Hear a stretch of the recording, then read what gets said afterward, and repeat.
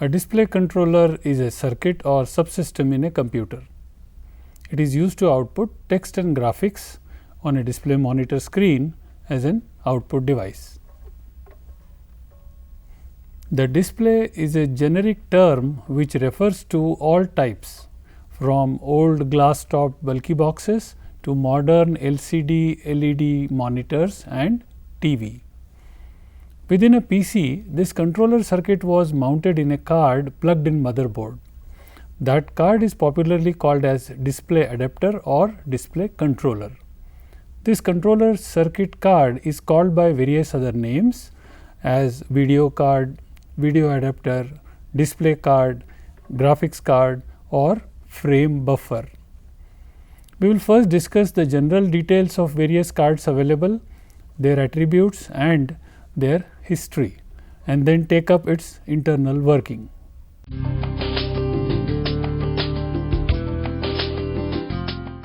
Initially, CRT monitors and associated electronics used to be huge standalone box or unit called as computer terminals.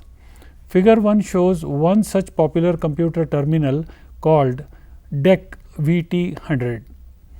Later on, when personal computers appeared in 1970s, they included a controller circuit to drive TV sets as monitors. Modern display controllers and adapters begin with IBM PC providing a pluggable card or adapter as display controller driving a TV monitor. Table 1 describes various types of adapters or display controller cards with their resolution and color capabilities.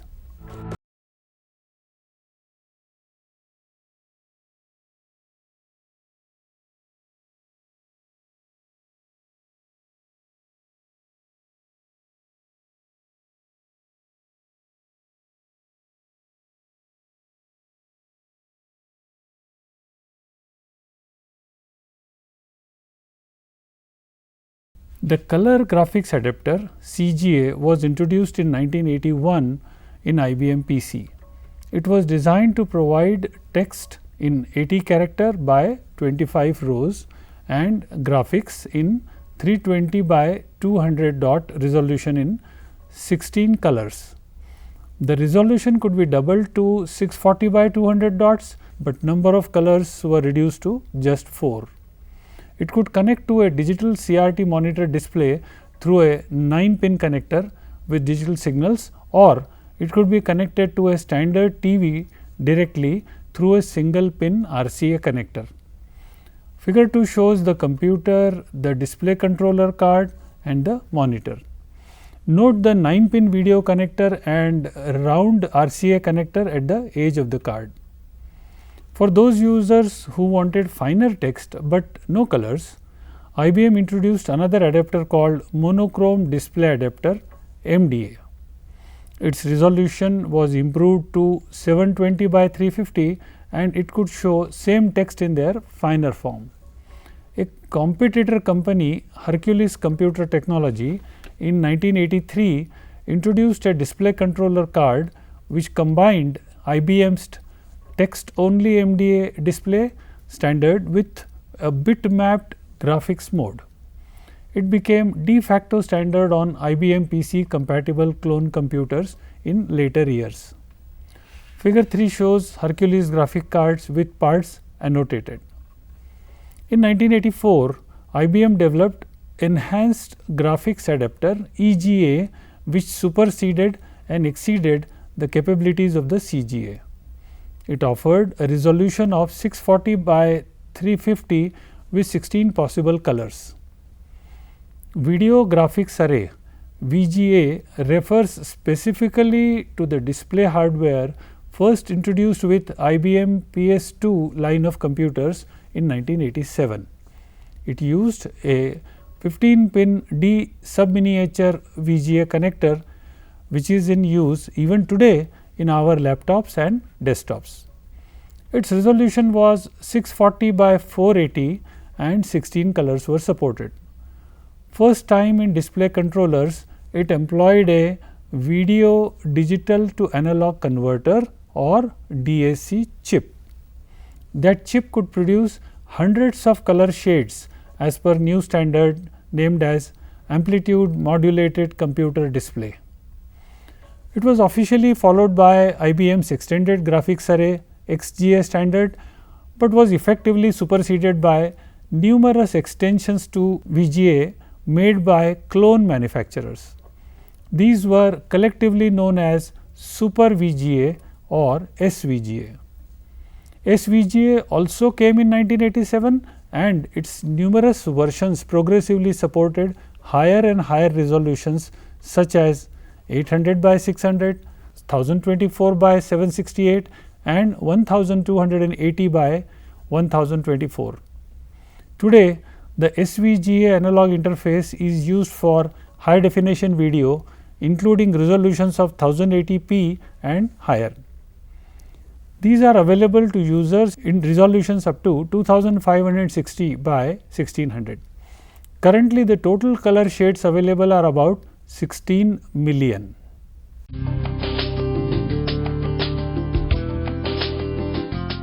Let us now discuss how the controller works internally. 2.1 CRT display. We should visualize the whole CRT screen as made up of a series of dots which may be white or black. The complete image or picture or text shown on the screen can be visualized as made up of a series of dots, some white and some black. These dots are also called as pixels or picture elements. An image can be made more realistic if white is further divided into a series of gray levels 0% to 100%. Gray levels are achieved by controlling the number of electrons hitting the beam at any instant. More electrons means brighter dot and less electrons means dimmer dot. A display will show a picture very correctly if there are very large number of dots on screen. Higher the number of dots, finer will be its granularity and image will look closer to reality. The term screen resolution is used to indicate the number of dots used to represent the screen. A term like 640 by 200 resolution would indicate that picture is made up of a dot matrix having 640 dots in horizontal row and 200 dots in vertical column. Inside a monitor, the cathode ray tube carries an electron gun which emits electrons impinging on inner surface of glass screen coated with phosphor paint. Figure 4 shows basic CRT structure. Whenever the beam is turned on, electrons hit the phosphor and light is emitted. This is white dot. If beam is turned off, no electrons reach coating and the screen remains off or black. The control signal to operate the beam is called as video signal. A pair of deflection coils moves the electron beam horizontally and vertically using magnetic field. A CRT tube with associated drive circuit is popularly known as CRT monitor or video monitor or simply display. It expects CRT controller to provide driving signals for its deflection coils and video signal to control its electron beam. 2.2 Character generation. CRT monitor is called as raster scan display. In a raster scan, an image is subdivided into a sequence of horizontal strips known as scan lines. Following figure 5 shows the movement of electronic beam. First, the beam moves from left to right in horizontal fashion and displays some information on screen by turning on or off the video signal. That causes bright line or dark areas on the screen. Then the beam retraces back from right to left as shown in dotted line. This is horizontal retrace, and during this period the video is turned off. It takes about 50 to 64 microseconds to complete one scan line, and this is represented by H sync signal. After all the horizontal scan lines are completed, the beam reaches the bottom of the screen and one page is completed. Then it returns back to top left hand position on the screen in vertical retrace. During vertical retrace, the video is kept off. It takes 10 to 20 milliseconds to complete all scan lines needed for 25 rows. Thus, the whole screen or complete image is refreshed 50 to 100 times per second, but it appears to human eye as stationary due to persistence of vision. Each character is drawn in a 7 by 9 matrix as shown in figure 6 below. Each row in above matrix is shown on one raster or scan line. So, it would take 9 scan lines to completely display a character. The character box is of bigger size, that is of 9 by 14 dots. 2 rows and 2 columns on each side of actual character are left blank to provide some gap between adjacent characters and between adjacent rows. One row is reserved for showing underlining if necessary. On screen, the black dot means turn on the beam and white dot means turn off the beam. Each character row takes 14 scan lines or horizontal lines of the matrix. In each scan line, CRT monitor scans the electron beam from left to right, and in that period all the bits in one line of character matrix are displayed. One scan line shows one line dot pattern for all 80 characters. This way 14 scan lines complete one character row. 2.3 Block diagram of display controller. Let us now focus on display controller. Figure 7 shows display controller with reference to CPU and CRT monitor. The CPU writes the data to be displayed into display controller through its system bus. The display controller in turn translates this information and provides it in suitable format to CRT monitor.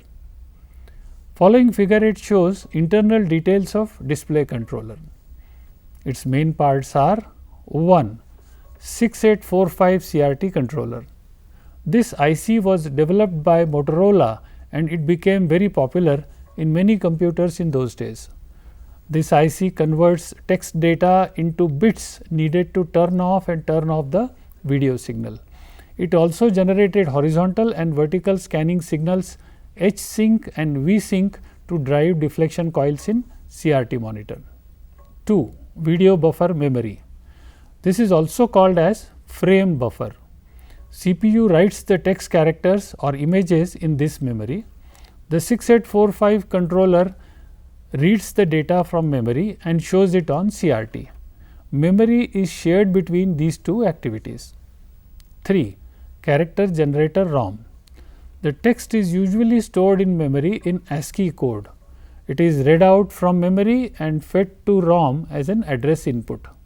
ROM output is dot pattern of one row of matrix having a total of 7 columns and 9 rows.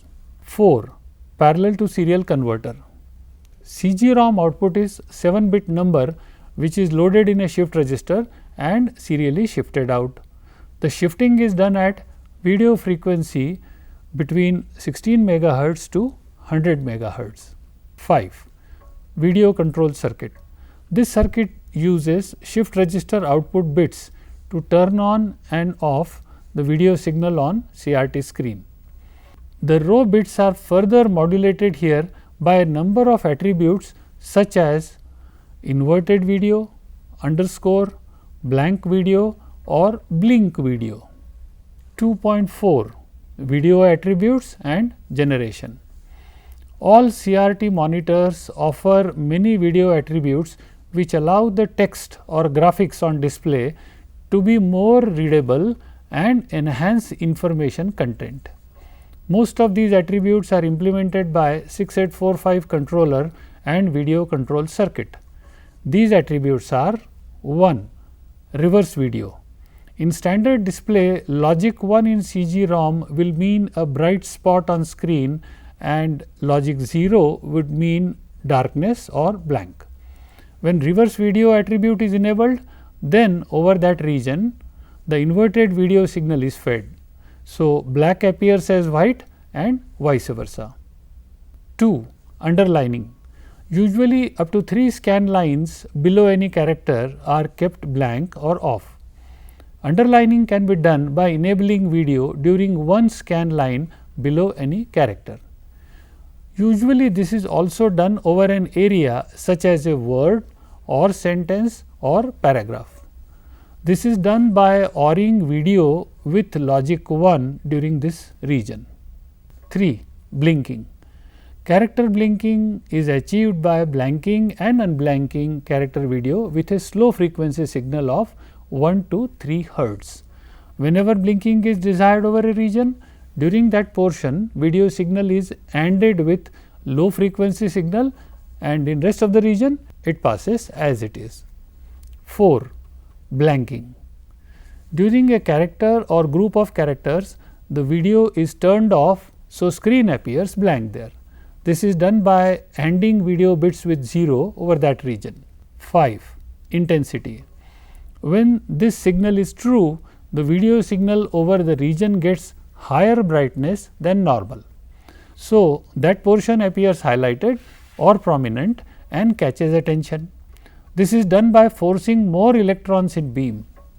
The construction of color CRT monitor is different from simple CRT display.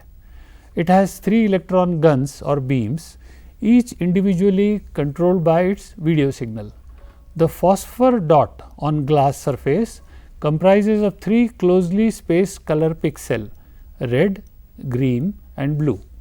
Each electron beam falls on respective dots and generates respective color. When all 3 beams fall on all 3 dots with equal intensity, then white light is produced. When all 3 beams are off, then dark dot is created.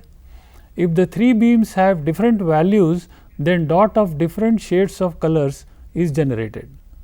So, in monochrome we have to control only one beam by intensity. Here in color we have to modulate 3 color beams based on color attribute bits stored in video memory. In color display adapter, each character in buffer memory carries a color attribute. Here the text information is stored in 2 parts. One part contains ASCII code for character to be displayed and other part contains bits to specify color shade. The color bits are fed to control individual RGB intensity control inputs of the color display. The number of bits used to represent the color component R, G and B decide how many shades color would be created. This began with a small number like 4 or 16, and now as many as 16 million colors are available in modern monitors.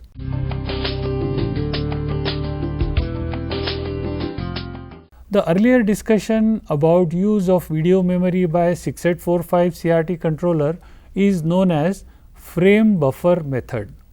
The CPU has to do all the work mainly to store the data in frame buffer. As the images became complicated and bigger, the CPU took very long time to create image or to write image, which became unacceptable. To solve this, the designers took 2 approaches: video accelerator and graphic coprocessors. These are discussed here in some details. 3.1 Video accelerator. An accelerator is a special purpose graphics chip that knows how to perform graphics tasks faster than CPU. First of all, the video memory or frame buffer is kept in main memory, where CPU can write into it at a fast speed. Secondly, accelerator chip reads from main memory into its own local video memory in DMA mode, which is several times faster. Lastly, it performs large amount of copying bitmap memory from one part of video memory to another at a very high speed. The rate at which data is transferred from video memory to screen is also several times faster than what 6845 could do. An accelerator also knows how to build simple geometric shapes such as lines or circles. It performs CPU-like functions in doing simple calculations and draws polygons in video memory. It not only saves CPU times, it also does these tasks several times faster than CPU itself. 3.2 Graphics Coprocessors or GPU. A graphics processing unit GPU is a specialized processor designed to rapidly manipulate and alter memory to accelerate the creation of images in a frame buffer. It can be considered as a computer unto itself. GPUs are popularly used today in embedded systems, mobile phones, personal computers, workstations and game consoles. In a personal computer, a GPU can be situated on a video card, or it can be embedded on the motherboard, or it can be on the CPU chip itself as APU or accelerated processing unit. A graphics chip performs speeding up through the graphics pipeline in two major stages: 1. Creating geometry, and 2. Rendering the final image in dots or pixels. The tasks earlier performed by the main CPU are now done by geometry stage, and it handles all polygon activity and converts the 3D spatial data into pixels. The rendering stage, handled by the 3D hardware accelerator, manages all the memory and pixel activity and prepares it for painting to the monitor. All that remains is shifting out these bits from video memory to monitor. NVIDIA in 1999 marketed its chip GeForce 256 as the world's first GPU. It was presented as a single chip processor with integrated transform, lighting, triangle setup, clipping and rendering engines that are capable of processing a minimum of 10 million polygons per second. It is shown in figure 9. Rival Technologies coined the term Visual Processing Unit or VPU with the release of Radeon 9700 in 2002. To put things in perspective, we have come a long way from first CGA cards having a very low resolution, small 64 kilobytes of frame buffer, fewer colors and tens of milliseconds required to draw a colored circle or a polygon on the screen. The modern options such as GeForce 256 chip, which has 23 million transistors, delivers 15 million polygons per second, 480 million pixels per second and supports up to 120 megabyte of internal frame buffer memory.